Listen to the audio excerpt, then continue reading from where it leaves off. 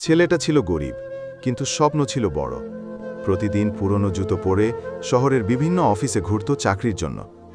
পকেটে টাকা থাকতো না, কিন্তু বাবার একটা কথা মনে থাকতো সবসময়, তুই একদিন জিতবি বাবা, আমি জানি।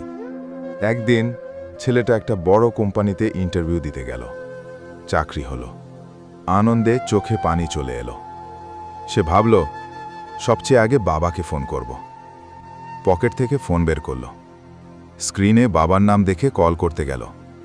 তারপর হঠাৎ মনে পড়ল, মাত্র 15 দিন আগেই বাবা মারা গেছেন। আর যাকে সবচেয়ে আগে ফোন করতে চেয়েছিল, সে আর কখনো রিসিভ করবে না।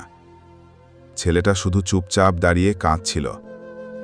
ভিড়ের মাঝে একা, ঠিক যেমন তার বাবা কেঁদেছিল বারান্দায়, যখন ছেলেটা ছিল ব্যস্ত নিজের স্বপ্ন নিয়ে।